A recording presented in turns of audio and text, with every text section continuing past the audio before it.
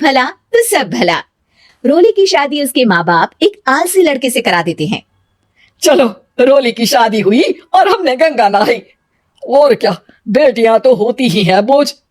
हाँ, पर अब क्या चिंता, उतार तो दिया बोझ तुमने, अब वो लोग समझे। ससुराल में रोली का पति कहता है, देखो, मैं कोई काम नहीं करता, ये बात तुम्हारे मम्मी पापा को बता दी थी मैंने। अब जो किराया आता है दुकान का, उसी से घर का गुजारा करना है। कभी भूल से भी कोशिश ना करना किसी चीज की डिमांड की। क्या मम्मी पापा को पता था कि आप कोई काम नहीं करते? और क्या, बड़ा अच्छे से पता था। उन लोगों को तो तुम बोझ लगती थी, बोल रहे थे कि बस शादी कर लो और कोई मतलब नहीं है। रोली को यह सुनकर बहुत गुस्सा आता है, लेकिन करती भी तो क्या, क्योंकि वो जानती थी कि उसके माता पिता ऐसे ही हैं। जैसे तैसे रोली दिन काट रही थी। रोली को एक प्यारी सी बेटी होती है। धीरे धीरे वो बड़ी होती है और उसके साथ उसकी जरूरतें भी बढ़ती जाती है। सुनिए जी, अब तो सिमी बड़ी हो रही है, उसका स्कूल में दाखिला कराना है। मैंने अब तक तो जैसे तैसे समय काट लिया, लेकिन मैं बच्ची की परवरिश में कोई कमी नहीं रखूंगी। अरे क्या है यार, अब तो लगता है कोई ना कोई काम ढूंढना ही पड़ेगा। अब पति रोज काम की तलाश में जाता और बिना किसी काम के वापस आ जाता। रोली समझ जाती है कि पति के अंदर अब काम करने की क्षमता नहीं है। वो बेटी को उच्च शिक्षा देने के लिए कुछ करना चाहती थी, लेकिन करती तो क्या करती। एक दिन रोली की सहेली कहती है, रोली, मेरी कोई औलाद नहीं है। अगर तू मेरी औलाद को जन्म दे तो मैं तुझे तेरे मुंह मांगे पैसे दूंगी। अरे, तेरी औलाद को मैं कैसे जन्म दे सकती हूँ? सरोगेसी से बच्चा मेरा और वैभव का ही होगा, लेकिन कोख तेरी होगी। ये संभव है रोली? रोली कुछ सोचकर कहती है, मुझे मंजूर है, लेकिन मैं इसका 2 लाख रुपया लूंगी। अरे कोई बात नहीं, मुझे मंजूर है। रोली खुश हो जाती है कि एक बच्चा पैदा करने का उसे 2 लाख रुपया मिलेगा। वो घर आकर पति को बताती है, वो भी खुश हो जाता है। अब क्या था, डॉक्टर के पास जाकर सहेली का बच्चा रोली की कोख में पलने लगता है। मुझे 20,000 चाहिए मेरे बेटी के एडमिशन के लिए। हाँ हाँ ठीक है, मैं उसके एडमिशन से लेकर सारे खर्चे उसके अकाउंट में डाल रही हूँ। रोली की बेटी का एडमिशन हो जाता है। रोली को लगता है कि वो अब सब कुछ ठीक कर देगी। दिन और महीने आगे बढ़ते हैं। अब एक दिन, एक बात कहूं जी, काश इस बच्चे को मैं रख पाती। मैं अब इससे काफी जुड़ गई हूँ। अरे यार, पता नहीं किसका बच्चा है, अपने पास है ना अपनी मुन्नी। हाँ, लेकिन अब मैं भी इस बच्चे से जुड़ाव फील करने लगी हूँ। लेकिन मैं ये जानती हूँ कि ये मेरा बच्चा नहीं है। दोनों की जिंदगी ठीक चल रही थी, लेकिन कहते ना कि सुख का पल ज्यादा लंबा नहीं होता। एक दिन रोली की सहेली का फोन आता है। रोली, मुझे अब ये बच्चा नहीं चाहिए, मैं अपने पति को छोड़ रही हूँ। अरे लेकिन मुझे पैसों की जरूरत है, बच्चा तुम्हारा है, मैं क्या करूंगी? सहेली बिना कुछ बोले फोन काट देती है, फोन स्विच ऑफ कर देती है। लेकिन रोली के जीवन का तूफान यही नहीं रुकता। रोली, मैं इतना भार नहीं उठा सकता। आज पढ़ाई का पैसा मांग रही हो, कल को शादी, कॉलेज और पता नहीं क्या क्या। मैं तुम्हें छोड़ रहा हूँ, अपनी बच्ची उठाओ और निकलो इस घर से। अरे पर मैं कर तो रही हूँ ना बच्चे के लिए काम, आप आराम से रहिए ना।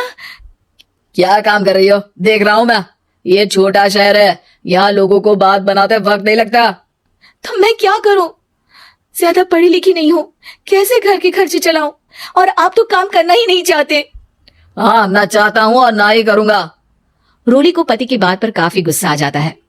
ठीक है, अगर मेरे जीवन में संघर्ष लिखा है तो वही सही। इस वक्त पति होने के नाते आपको मेरा साथ देना चाहिए था, लेकिन नहीं, आपने तो इस हाल में मुझे घर से बाहर निकालने की बात कह डाली। देखो, ये सारी फालतू की बातों के लिए वक्त नहीं है मेरे पास। रोली, जिसकी कोख में किसी और का बच्चा था और साथ छोटी सी बेटी, पति का घर छोड़कर रास्ते पर आ जाती है। रोली के पास मायके के सिवा दूसरा कोई रास्ता नहीं होता। अरे रोली कैसी है, कितने दिनों के लिए आई है? हमेशा के लिए माँ। वो माँ को सारी बात बता देती है। ओए लड़की, इतनी हिम्मत का काम कर लिया। अरे ना ना, यहाँ कोई जगह नहीं है। तुम तो अपना बोरिया बिस्तर उठाओ और निकलो यहाँ से। रोली के पास अब मायके का रास्ता भी नहीं बचता। वो चुपचाप बच्ची को लेकर जा रही थी कि उसे दर्द होता है और वो डॉक्टर के पास चली जाती है। और फिर वहां वो एक प्यारे से बेटे को जन्म देती है। कितना प्यारा है, कितने अभागे हैं इसके माँ बाप जो इसके पैदा होने पर भी नहीं है। तभी वहां डॉक्टर आ जाती है। रोली, बच्चे के पिता तुमसे मिलना चाहते हैं। आपका बहुत बहुत शुक्रिया। मैं इस बच्चे को पालूंगा, भले ही इसकी माँ ने इसे छोड़ दिया हो, पर मैं अपनी जिम्मेदारी निभाऊंगा।